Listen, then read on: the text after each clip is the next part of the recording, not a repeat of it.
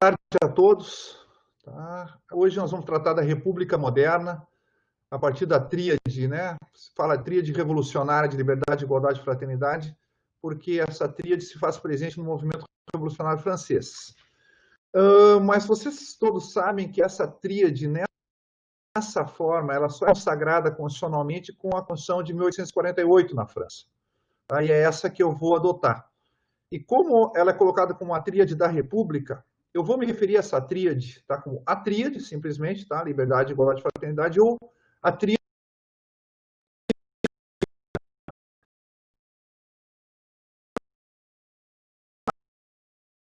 E assim que vai aparecer em edições posteriores dessas duas aulas. O que a gente viu foi a República Clássica, vou depurá-la de elementos modernos, né? Ela era centrada em Cícero, e aqui eu vou tratar da República Moderna, tá? Como nós, na modernidade, podemos viver o ideal republicano. Vamos ver ali a citação do Axel Honneth. Vocês não veem as notas, tá? Mas aqui eu deixei o nome do Axel Honneth. A liberdade, igualdade e fraternidade são os fundamentos normativos de legitimação da ordem social moderna. Qualquer sociedade moderna que queira se legitimar, cuja estrutura institucional queira se legitimar, cuja existência queira se legitimar, depende desses três princípios, tá? Liberdade, igualdade e fraternidade.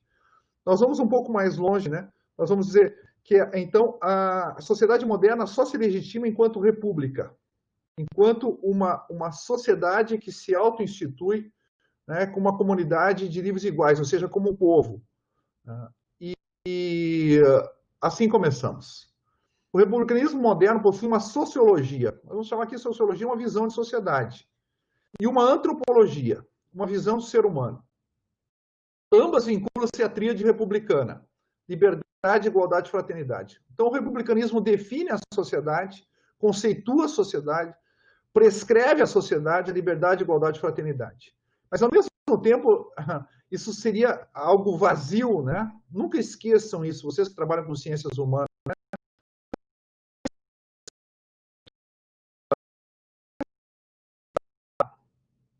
Das ciências humanas, da teoria social, do direito, né? Da filosofia política, da filosofia moral, depende de uma antropologia, ou seja, depende de uma visão do ser humano.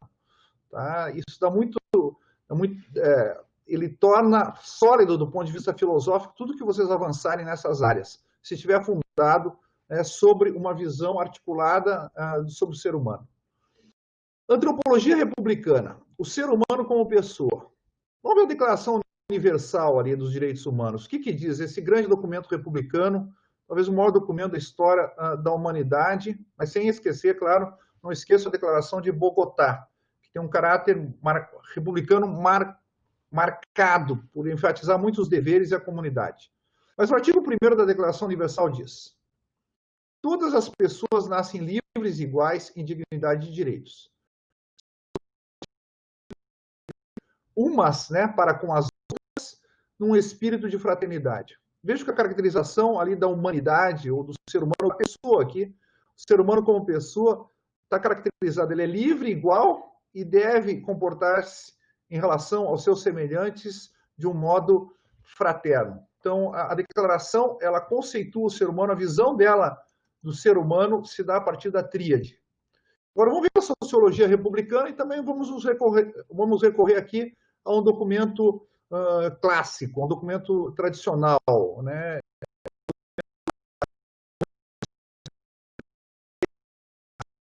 Francês de 1848, né? A República Francesa tem por princípio a liberdade, a igualdade e a fraternidade. Tá? Lembrando aqui a definição do Cícero, né? Lembro, a República Francesa, eu quero ir um pouco além disso, né? Não é só a República Francesa que tem como princípios a liberdade, a igualdade e a fraternidade, né? O que nós estamos trabalhando é que é a República. A República, na modernidade, tem esses três princípios como fundamento, né? Lembra do que o Cícero falava, né? Quando ele definia a res pública, ele dizia: res pública é res populi. Então, todo problema na República é definir o populus. Lembram, né, da definição do Cícero que a gente viu na República Clássica? Populus é a associação das pessoas, é o conjunto das pessoas associado em torno, né, do consensus iuris e da utilitatis comune. ou seja, em torno do consenso jurídico, do rule of law, a gente poderia dizer, e do bem comum. É interessante que ele não define res, né? Vocês lembram disso, né? Ou seja, definir república é definir o povo, né? Res publica, res populus. Publicus, em latim, é um adjetivo de povo. Ele não se preocupa em definir a coisa do povo, ele se preocupa em definir povo. A gente quase pode dizer, avançando um pouco a nossa discussão aqui, onde há povo, há república, tá bem? Ou a república se identifica com o povo. Né? Antropologia republicana. Mas isso a gente vai explorar um pouco adiante. Então, como é que vai ser a nossa aula hoje? Nós vamos ver a antropologia republicana. Se possível, entramos na sociologia republicana. Tá? Ou seja,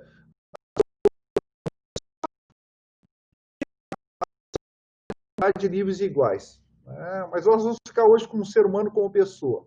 E vamos deixar essa ideia de povo como comunidade de livres e iguais, provavelmente para o nosso próximo encontro. Mas vamos avançando, então. Vamos deixar claro qual é a visão de ser humano que os republicanos têm.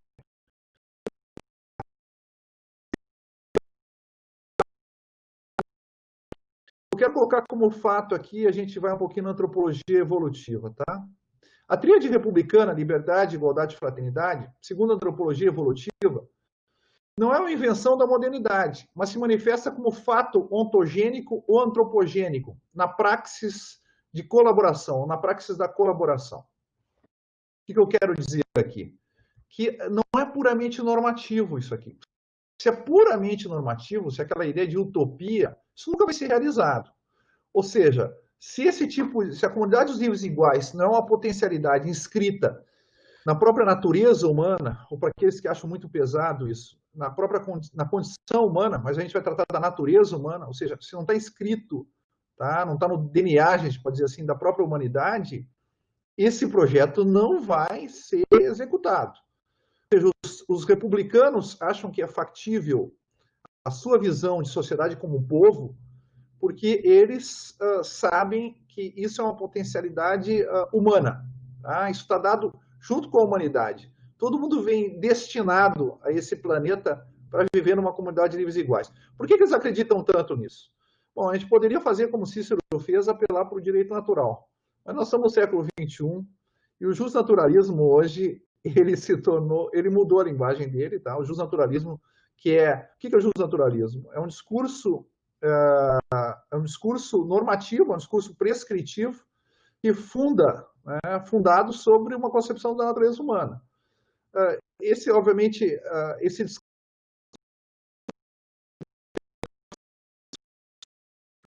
no nariz, mas as pessoas gostam quando se fala de ciência, né? Então a gente vai pegar a antropologia evolutiva aqui e mostrar, tá, que não é uma sociabilidade humana que eu possa descobrir filosoficamente, mas são potencialidades presentes, que se fazem presentes na humanidade quando a gente observa a humanidade agindo. E aqui eu tenho isso que se chama de fato ontogênico antropogênico. Quem tem a nota de rodapé e quem recebeu o texto em casa aí, né, pode ver esse termo antropogênico, que é um termo feio, né, como jurígeno, é um termo horrível, tá, de se ouvir. É um termo do Alexandre Kojève, né, nas lições introdutórias à filosofia de Hegel. Eu coloquei na nota de rodapé como introdução a Hegel. Ele diz que o fato antropogênico é uma leitura marxista do Hegel, né?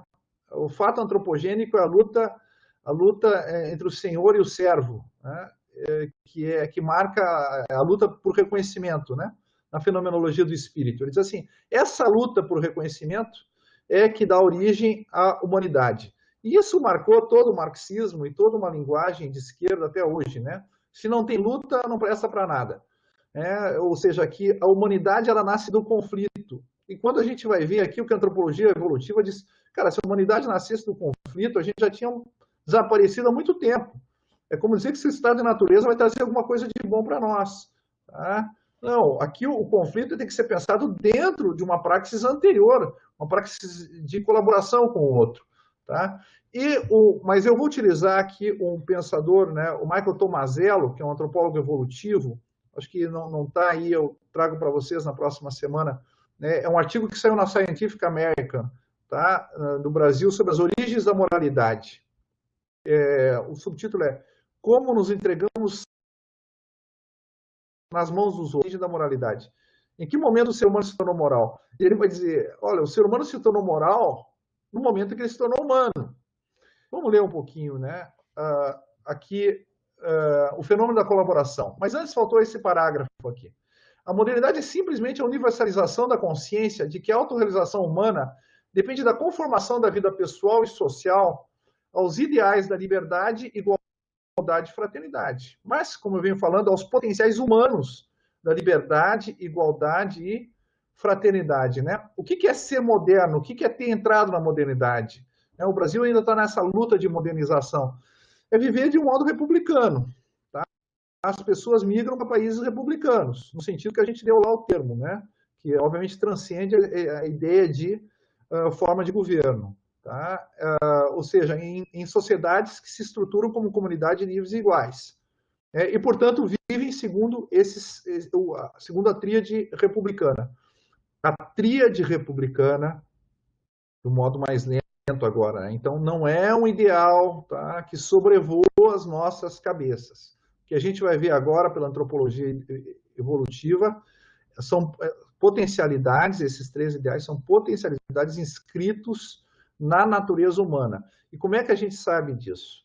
Tá? Bom, a gente sabe disso porque a praxis da colaboração que existe atualiza esses princípios, ou seja, efetiva esses princípios e mostra para todos nós que eles existem. Vamos ver ali o fenômeno da colaboração, né? Vamos acompanhar ali o que a reflexão ou o resultado das pesquisas do Tomazello, né, que é um neurocientista americano, trabalha no Instituto de Pesquisa no Instituto Max Planck, na Alemanha. Né? Os humanos primitivos que se engajaram, liberdade aqui, né? Na busca colaborativa de alimentos, o que ele diz? Nossos ancestrais africanos, há 400 mil anos atrás, estavam com um problema.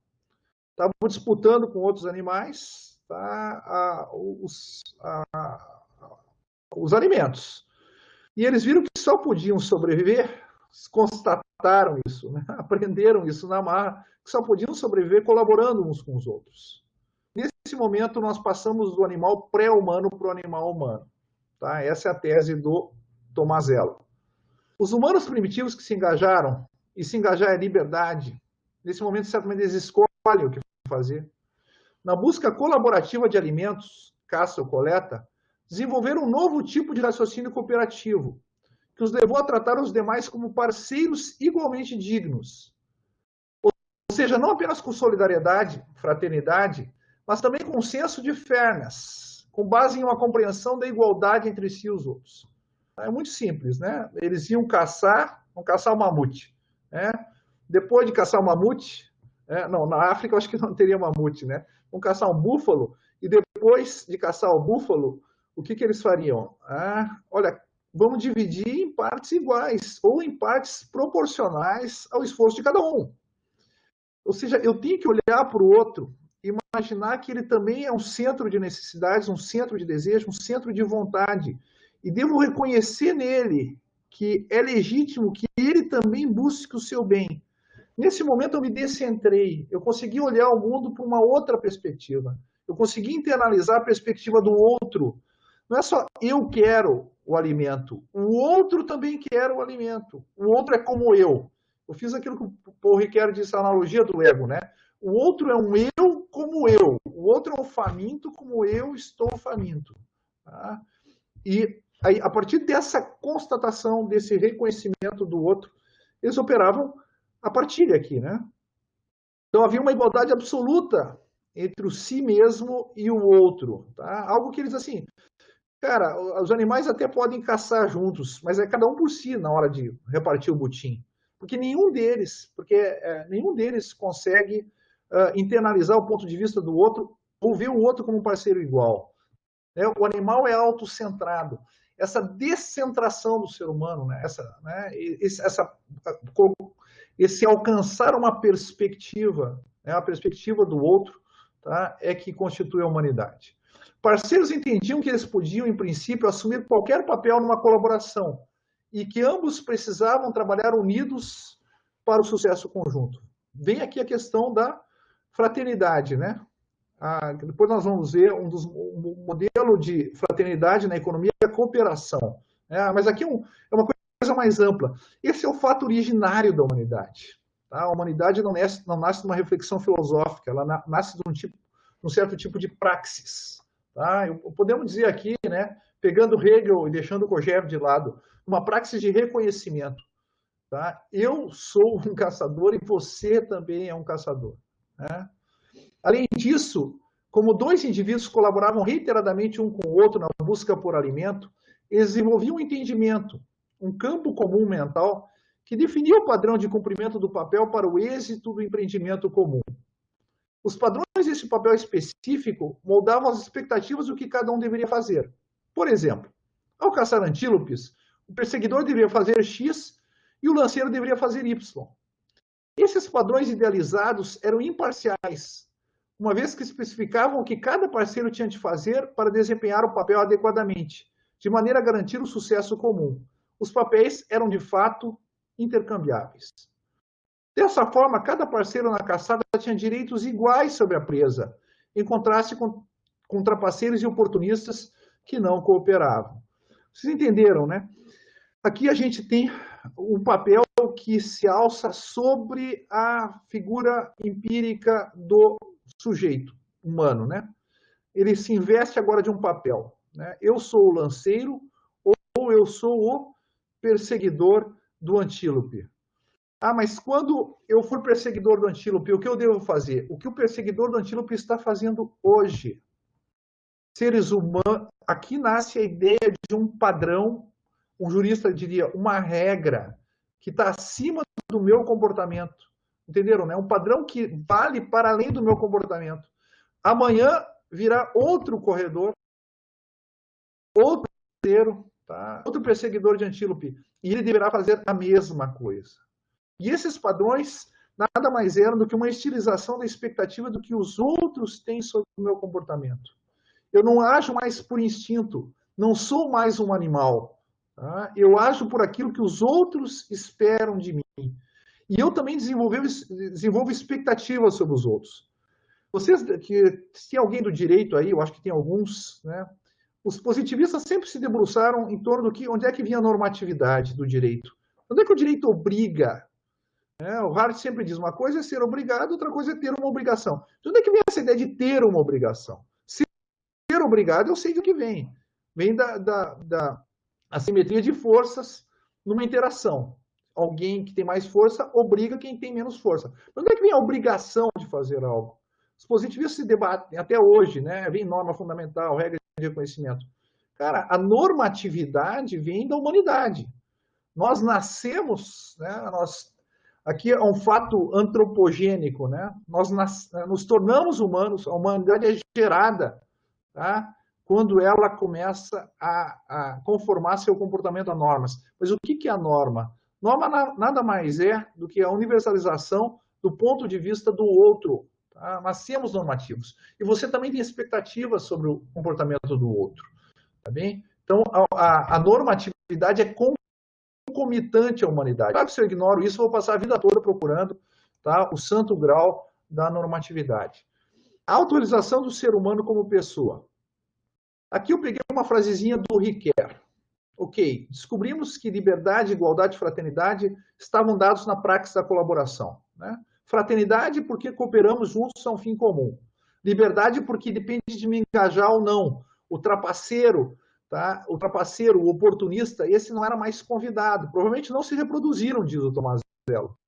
Tá? Nós somos descendentes daqueles que viviam segundo a tríade. Né? Ou aquele que pega mais do que lhe é devido na repartição do butim, esse também ficou para trás, ninguém mais convidava ele. Então, só se engajavam nesse processo cooperativo, colaborativo, de obtenção de alimentos, aqueles que estavam dispostos, tá, a viver segundo essa tríade. Aqui, atuar segundo essa tríade. Porque essa tríade que comandava a colaboração.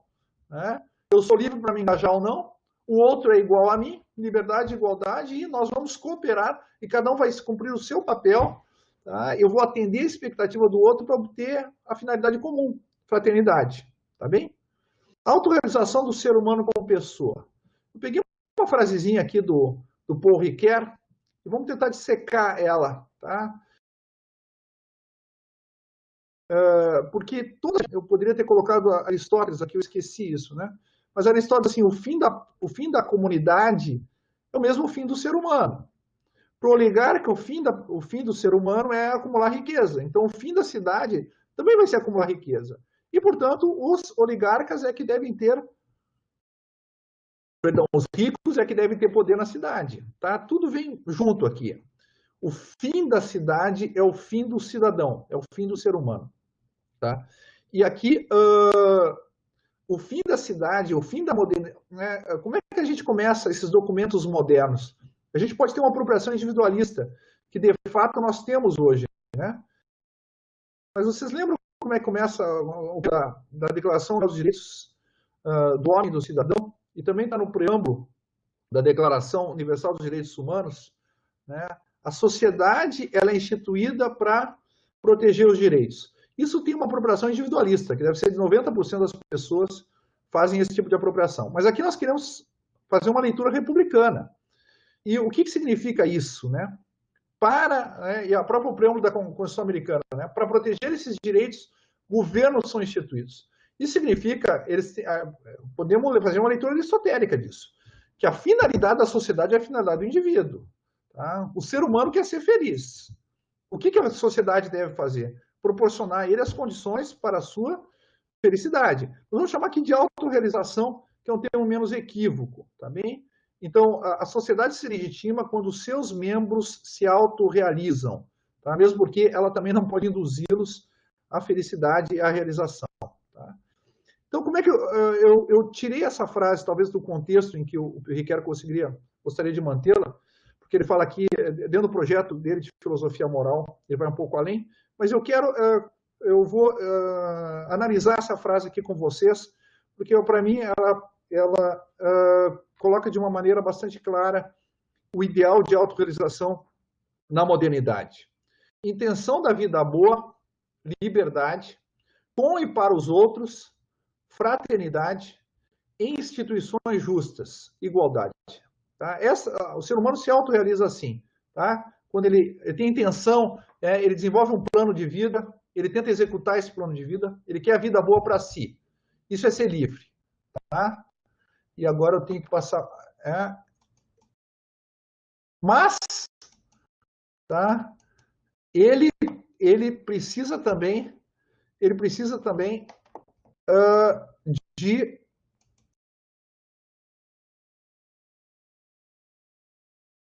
Ele precisa também...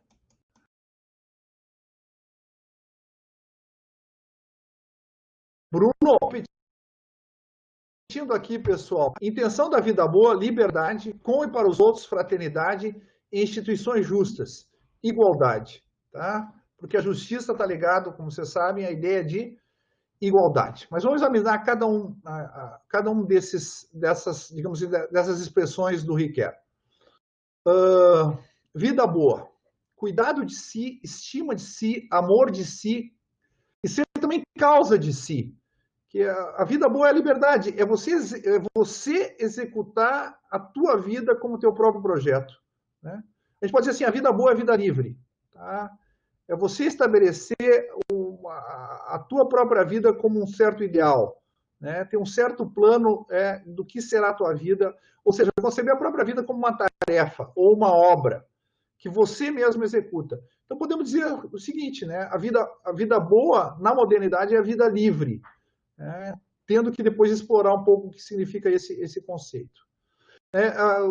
O Kant vai dizer, olha, é livre aquele que consegue se propor fins. Pois bem, ser feliz, sabe o que é? É se propor-se, né? É propor a si mesmo como um fim. Tá? Então, essa é a vida boa na modernidade. E vamos ver o que ele diz assim, o termo si, soamen, né, que gostaria de associar ao termo estima, não se confunde com eu, moá. Tá? A vida boa é estima de si. Cada um quer ser feliz. Eu quero a felicidade para mim. Tá bem? Mas ele diz, olha, calma, tá? Isso não, o soi même, o si mesmo, o si, o self, não é o moi, não é o eu, né? Portanto, com uma posição egológica que o encontro com o outro subverteria necessariamente. Não temam, tá? Querer ser feliz não é um crime, tá bem? Não é um pecado, não é um ilícito moral. Aliás, é condição da moralidade. Duas coisas são fundamentalmente estimáveis em si mesma. De que modo, aqui uma espécie de gênese da autoestima. Como é que onde é que eu alcanço essa ideia de que eu sou merecedor de amor? Por que eu posso amar a mim mesmo? O que é digno em mim de amor? O Elton me falava de um autor que ele tinha lido que ele dizia assim, ó, amar é aprovar. De onde é que vem essa aprovação por mim mesmo? Por que eu posso fazer da minha própria vida uma espécie de autoprojeto? Tá? E assim como nós descobrimos o que o ser humano é ao examinar a sua praxis de colaboração, aqui nós também descobrimos que o amor de si vem de um certo tipo de praxis. É agindo que o ser humano começa a se amar. Né? Duas coisas são fundamentalmente estimáveis em si mesmas. Primeiro, a capacidade de escolher a partir de razões. Eu sou um ser valioso, por quê? Porque eu não escolho como animal. Tá? Eu vou muito além daquilo que os meus sentidos me apresentam aqui e agora. Eu posso saber que aquilo que os sentidos me apresentam, o bolo de chocolate, não é um bem para mim. E posso escolher não comê-lo. E as raras vezes que eu alcanço isso, dá um sentimento de dignidade, né? Dá um sentimento de importância, dá um sentimento de que você transcende o mundo. Você não reage como um animal reage. Tá? Um pet diante do prato de comida, ele vai comer. Tá? Ele reage ao mundo. Você não, você age diante do mundo. E nisso você constata o teu próprio valor. Né? De preferir isso ou aquilo, ou seja, a capacidade de agir intencionalmente, né? Como diz o Kant, de se propor fins. Propõe um fim para mim, né? Emagrecer. E aí, apesar dos meus sentidos e da minha gula me apontarem o bolo de chocolate, eu consigo transcender isso. Nesse momento, eu me estimo, né? Eu vejo que eu sou digno de amor, porque eu sou um ser livre. Né? Em seguida, a capacidade de introduzir mudanças no curso das coisas, de começar alguma coisa no mundo. Em poucas palavras, a capacidade de iniciativa. Quando o teu quarto está todo desarrumado, tu vai lá e arruma ele, deixa ele ajeitado, você descobriu que você é capaz de fazer a diferença no mundo, ainda que numa escala pequena. O mundo fica melhor. A ordem que está dentro de ti é uma ordem que agora você coloca fora de ti. Né? Você objetiva a tua visão de mundo no mundo. Né? Ou seja, a tua visão das coisas é objetivada no mundo. Você transformou o mundo, no modo como um animal jamais o faria. De novo, você se concebe como um ser livre, um autor das suas próprias circunstâncias, um autor do teu próprio contexto. No limite, um autor da tua própria vida. Né? A estima de si é um momento reflexivo da praxis. Não é isso? Eu vou agindo. Ao agir, eu tomo consciência de mim mesmo como aquele que age. E aí eu me estimo. Tá? E aí disso deriva a estima de si, a autoestima e o amor de si também. Né? A estima de si é um momento reflexivo da praxis. É apreciando nós a nós mesmos. É aprovando as ações que eu aprovo o autor das ações. Pelos frutos conhecereis a árvore. Tá? As ações, né, livres, elas revelam um sujeito livre. E, portanto, digno de estima, digno de amor, né, digno de aprovação. Tá? Como sendo os autores delas, né? apreciando nossas ações que apreciamos a nós mesmos como sendo os autores dessas ações. Liberdade. E, portanto, como sendo outra coisa que simples forças da natureza ou simples instrumentos. O ser humano transcende o mundo, né, na sua liberdade. Por isso que o Kant vai dizer, né, só seres livres têm habilidade. Né? A gente vai ver um pouco adiante. Né? Todas as outras coisas têm um preço, ou seja, um valor relativo. Só o ser que avalia as outras coisas é que tem dignidade. Ou seja, ele está para além de todo preço. Né? Ele tem um valor absoluto e não relativo. Pessoa e liberdade. Eu vou definir aqui pessoa pela liberdade, mas não vou eu definir, né? Essa é uma definição que os republicanos vão assumir, tá? Mas tem uma larga e gloriosa trajetória, né? Podemos começar com Tomás de Aquino. As substâncias racionais têm o domínio de seus atos e não são apenas movidas na ação como as outras, mas agem por si mesmas. Por isso, os indivíduos de natureza racional têm o nome especial de pessoa. Quem que é a pessoa? O ser livre, que não é né? Mas que age a partir de si mesmo. Não é que reage a estímulos externos. É aquele que estabelece o princípio da sua ação no seu próprio interior. Esse é livre, esse é pessoa. Depois, uma frase do Kant. A personalidade é a liberdade e independência do mecanismo de toda a natureza. Né? Os animais estão dentro da série causal, eles estão submetidos às leis da natureza, né? Mas o ser humano não. Considerado ao mesmo tempo como uma faculdade de um ente submetido a leis dadas pela sua própria razão. O que é a liberdade? Kant vai equacionar como a liberdade como sendo, no seu momento mais alto e mais puro, a autonomia, né? Os animais seguem as leis da natureza. Nós seguimos as leis que a nossa própria razão nos estabeleceu para nós. Então, vejam, a personalidade é a liberdade. Tomás de Aquino já disse, né? O ser livre nós chamamos de pessoa. Kant também, né? O ser livre é a pessoa. E agora Hegel, né? O eu livre é a pessoa, tá? Então, isso é uma tradição, não é uma, digamos assim, uma inovação da antropologia republicana. Aqui o republicanismo é bem tradicional, né? Ele recolhe o coração, digamos assim, o republicanismo, né? Se me permitir um devaneio poético de baixo nível, né? Mas o republicanismo nasce no coração da tradição ocidental.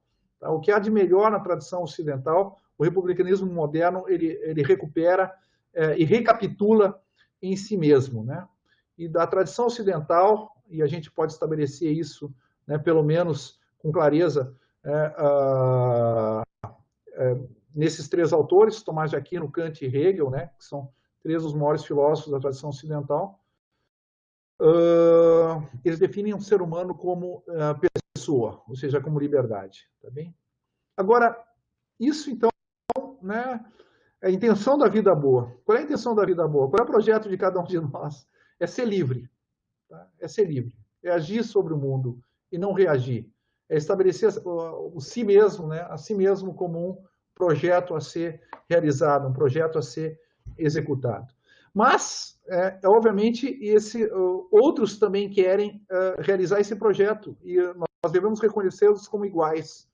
Então, na execução desses projetos, obviamente, né, vão surgir conflitos, vai surgir a necessidade de se atribuir responsabilidades, encargos, etc., né? E aí entra a ideia de justiça e a ideia de igualdade. Então, como é que o indivíduo se autorrealiza? Buscando a sua felicidade, sim. Buscando sua autorrealização, mas em instituições justas. Instituições que façam a mediação com outros que também buscam a autorrealização. Vamos ver a definição de instituição do nosso amigo Paul Ricoeur. Uma instituição é um sistema de partilha, de repartição, que se refere a direitos e deveres, rendimentos e patrimônios, responsabilidades e poderes. Em poucas palavras, vantagens e encargos.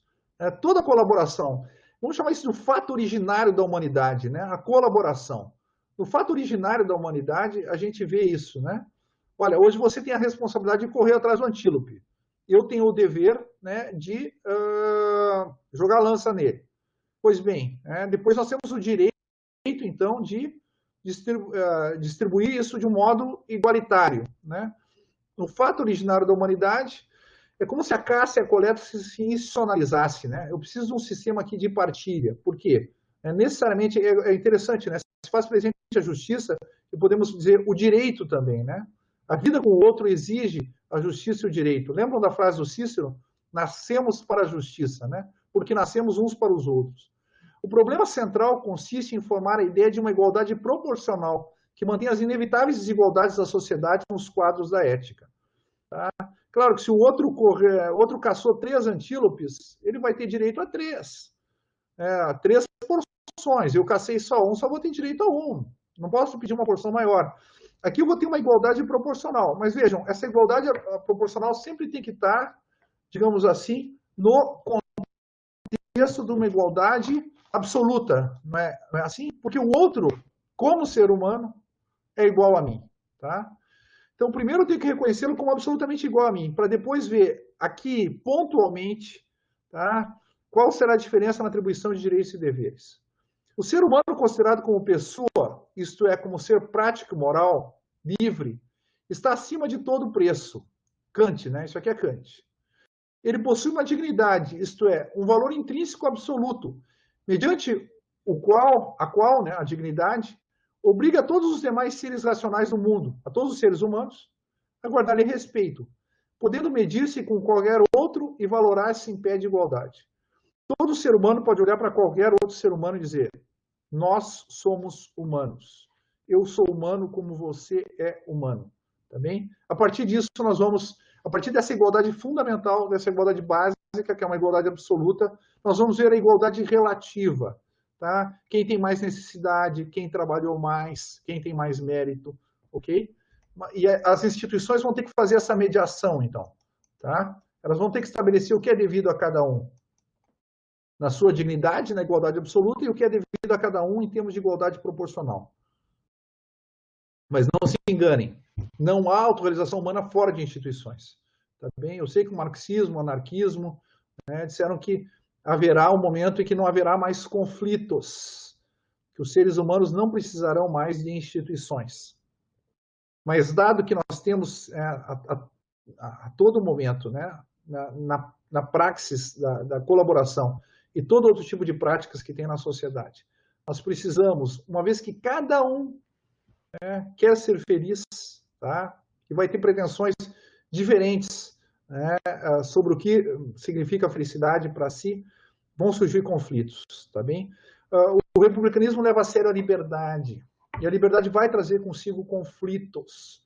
Por isso o republicanismo não projeta uma visão de mundo na qual não haverá conflitos, e que eu não precisaria de justiça, que eu não precisaria de direito, e que eu não precisaria de instituições, tá bem? Nesse sentido, o republicanismo é anti-utópico, por essência. Com e para o outro, a solicitude, tá bem? Que a solicitude é o termo que o Riquet usa. Nós aqui vamos usar o termo fraternidade, né? Para vincular aquilo que... A solicitude é um termo do Riquet, né? É um belo termo, como ele diz, é um belíssimo termo, é um belo termo, sim. Só que para o ideário ocidental, perdão, né? Para o ideário humano hoje, né? Porque a Declaração Universal colocou a tríade republicana como um ideal para todas as sociedades do planeta, tá bem? Então, a gente tem a fraternidade aqui, que é um termo mais... Claro que culturas distintas vão ter outros termos, né? Aqui no Ocidente a gente usou, sei que acho que no pensamento africano nós podemos falar em Ubuntu, né? No pensamento chinês se fala em Ren, tá bem? No budismo vai se falar em compaixão. Há outras modulações aqui culturais do conceito, tá bem? Mas nós vamos ficar com o conceito, digamos assim, como você estabeleceu no vocabulário público, né, moderno, tá bem? A solicitude de fraternidade não se acrescenta de fora à estima de si, mas explicita a dimensão dialogal implícita naquela, tá bem? Estima de si e solicitude pelo outro não pode ser vividas e pensadas uma sem a outra. Dizer si não é dizer eu. Lembram, né? Tá? O soi-moi. Né? Si implica o outro de si, a fim que se possa dizer de alguém que ele se estima, ama mesmo como o outro. Dentro disso que o Kant vai chamar de lei ética da perfeição. Ama o outro como a ti mesmo, ama teu próximo como a ti mesmo, ama a ti mesmo é um momento reflexivo. Mas essa atitude de voltar-se sobre si mesmo é uma atitude que, em princípio, é interessante, o amor aqui não tem objeto. Tá? Ele não tem, o amor de si é um amor que pode e deve ser dirigido ao outro também. Tá? O amor, em princípio, ele tem como objeto a humanidade. Em mim e também no outro. Tá? Se eu não sou capaz de amar a mim mesmo, não posso amar o outro. Isso, né, o senso comum diz, né? Se você não ama a ti mesmo, tu não ama o outro. E o senso comum está certo, tá? Mas o gozo não é, entendeu? Tá? O amor de si é o amar a si mesmo, não é querer o que é gostoso para si. Amar a si mesmo significa querer o bem para si. E muitas vezes o bem para mim não é o que os meus sentidos me apresentam, é o que a minha razão me apresenta, tá bem? Então é um momento reflexivo. E quando eu busco o que realmente é o bem para mim, que é aquilo que a minha razão me apontou, bom, nesse momento eu me aprovo e vejo que eu sou digno de amor. Tá? Então, aquele que vive vive a partir dos seus sentidos, ele não só é incapaz de amar os outros, porque ele só reage ao seu. Ele é incapaz de amar os outros, melhor dizendo, porque é incapaz de amar a si mesmo.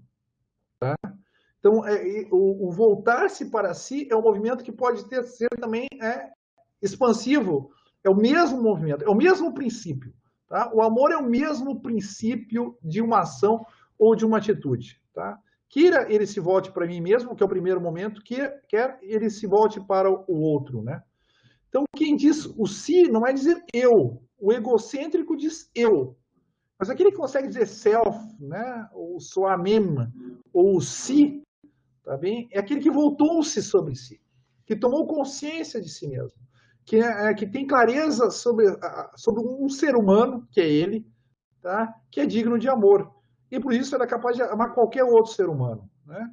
Se implica o outro de si, porque o si é ver-se a si mesmo como outro. O Ricardo tem um livro cujo título é O Si Mesmo como Outro, claro.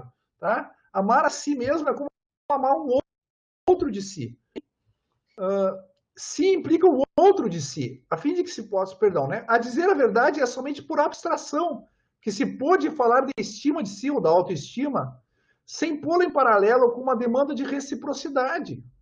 Claro, amar a si mesmo como um outro é amar o outro como a si mesmo. Essas duas formas são reversíveis, tá bem?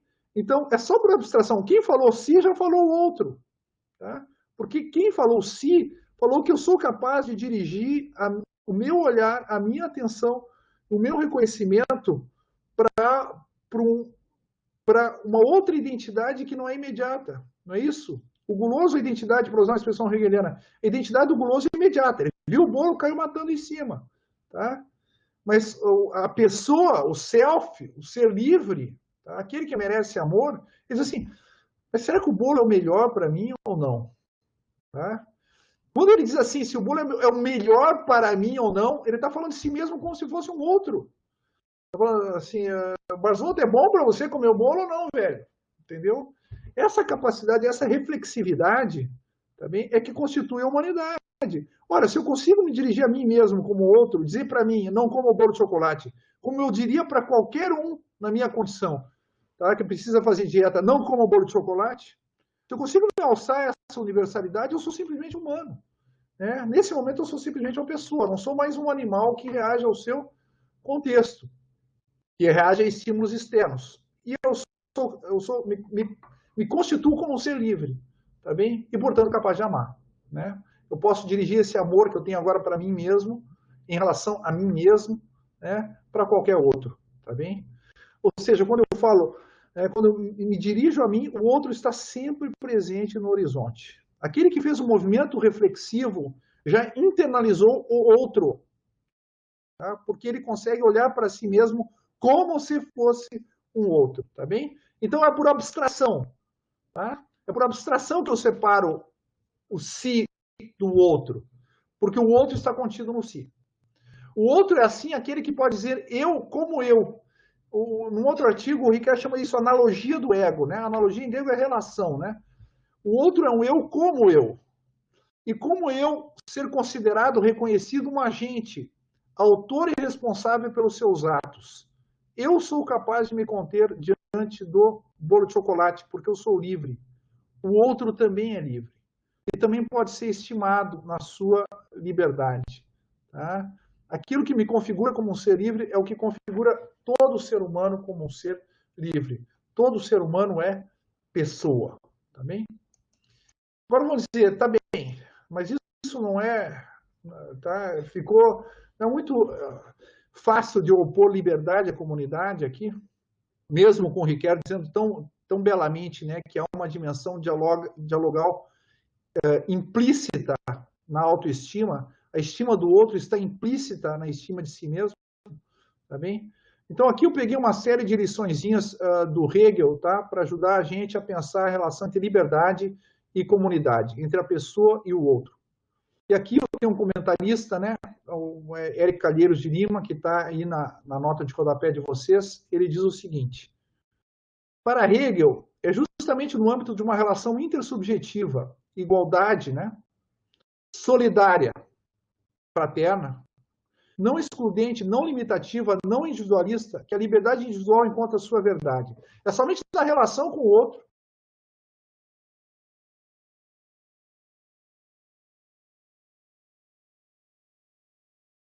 A sua fixação na subjetividade e da independência e na indeterminação encontra-se objetivada no mundo. O que ele quer dizer aqui? O que é ser livre? Né? Diz o Kant, é propor-se fins.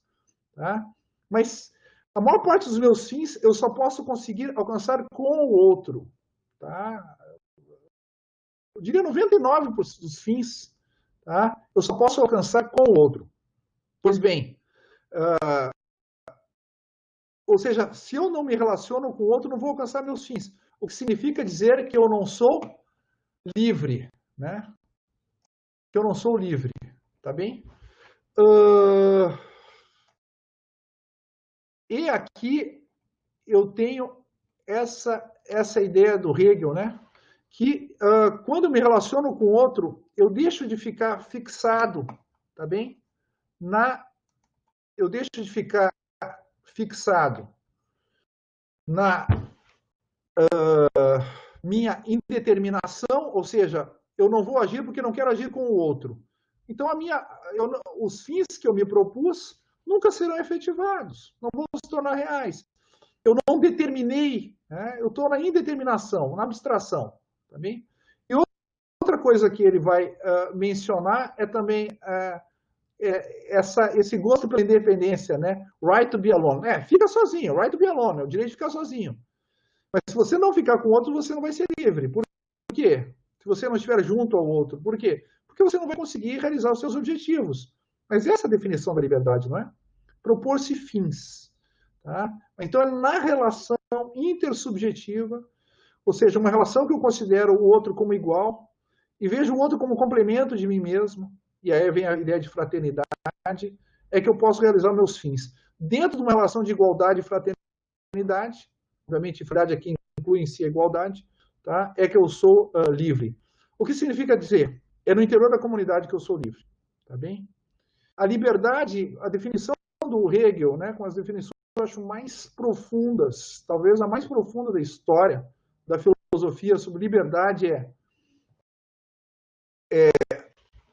a liberdade é estar junto a si mesmo no outro. Tá? A liberdade é estar junto a si mesmo no outro. Há um modo de estar no outro que é um modo de alienação, né? Mas é um modo de que o outro seja o outro de si, né? E que você se encontre no outro. Tá? Se o nosso ancestral, né? A humanidade originária, eles foram caçar, o outro queria caçar, eu não posso caçar sem ele, eu encontro a mim mesmo. Por que eu encontro a mim mesmo? Porque eu encontro os meus objetivos. Meu objetivo é me alimentar da caça. Tá? Quando o outro colabora comigo, eu vejo, é como se fosse um desdobramento do eu, né? Mantendo todo o outro quer o que eu quero e quer comigo. Então eu encontrei a mim mesmo no outro. E isso é ser livre. Tá? Quem não quer colaborar, quem não quer cooperar, não vai caçar e não vai realizar seus objetivos. Portanto, não será livre. Tá? Como a liberdade consiste na minha identificação com o outro, estar junto a si mesmo no outro, então eu só sou verdadeiramente livre quando o outro também é livre. Vem a questão da igualdade. Né? O Hegel também vai se deparar do problema, eu quero ser reconhecido como livre, mas só posso ser reconhecido como livre não pelo meu pet, mas por um outro ser livre. Né? Então eu preciso da liberdade do outro, para que um ser livre me reconheça como livre e me ame como alguém livre. Tá bem? Então, eu não posso realizar a minha liberdade, né, a não ser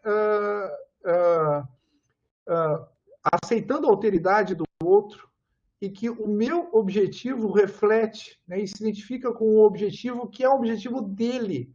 Não posso simplesmente fazer dele a extensão dos meus objetivos, tá? Porque aí eu não encontrei a mim mesmo, né? Entendeu? Eu não encontrei a mim mesmo no outro, né? Eu simplesmente me projetei sobre o outro. Mas, de novo, né? Eu não fiz um movimento reflexivo do si, né?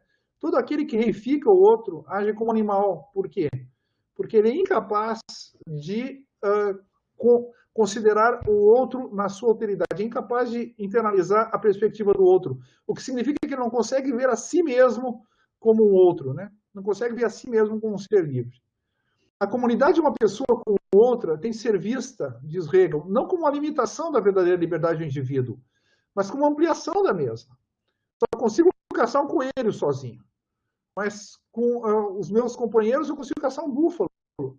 Tá? Então, o outro não limita a minha liberdade. O outro é uma ampliação da minha liberdade.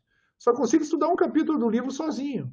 Mas com os meus colegas eu consigo estudar 10 capítulos. O outro não é o limite da minha liberdade. O outro é a ampliação da minha liberdade.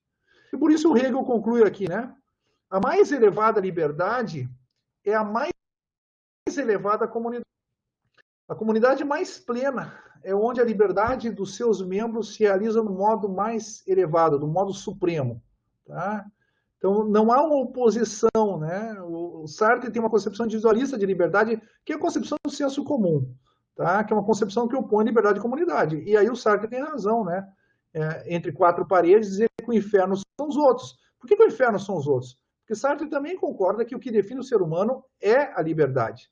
Só que ele define a liberdade de tal modo que o outro é sempre um meio para a minha liberdade, ou, mais frequentemente, um obstáculo para a minha liberdade.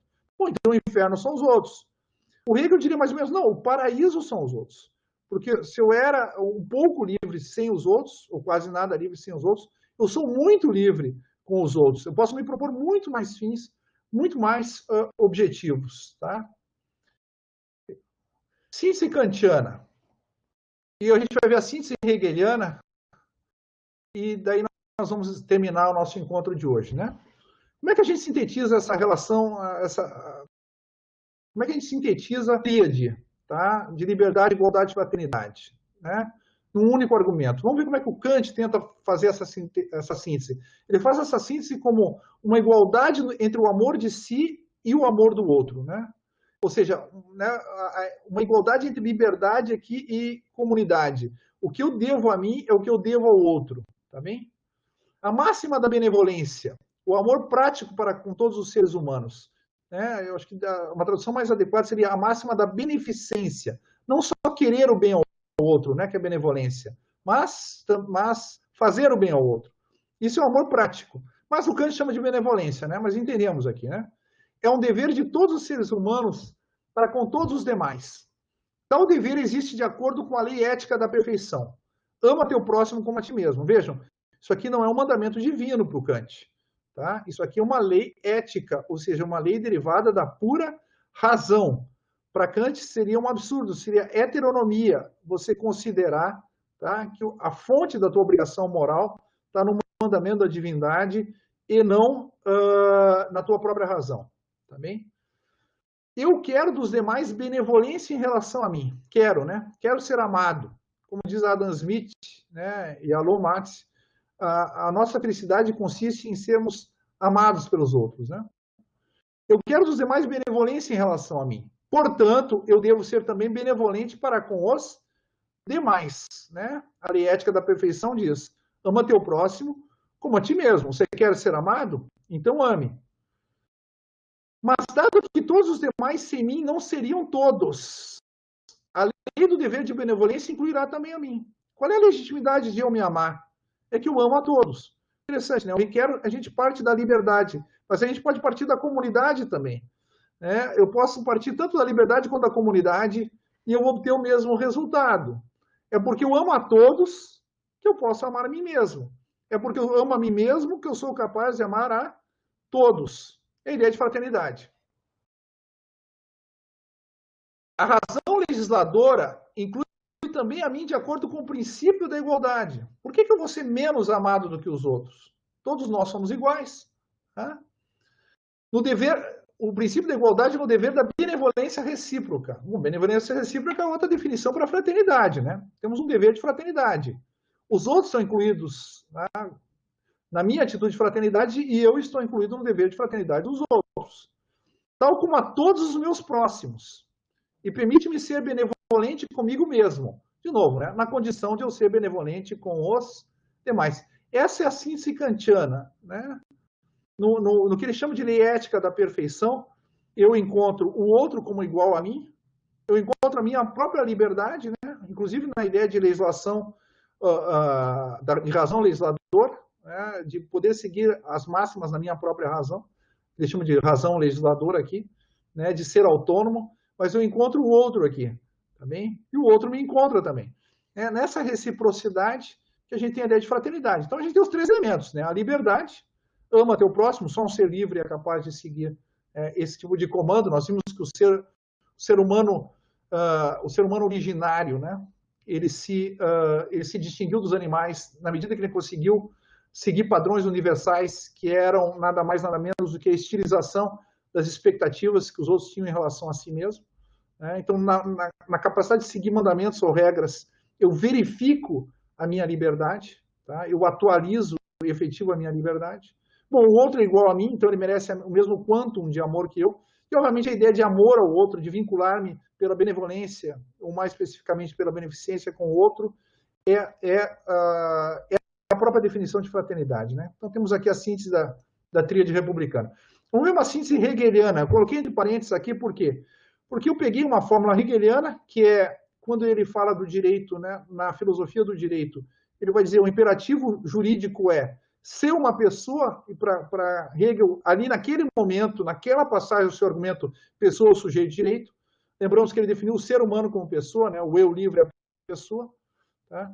Ser uma pessoa, sujeito de direito, né, e respeita os outros como pessoas. Ele acha que esse é o imperativo jurídico fundamental.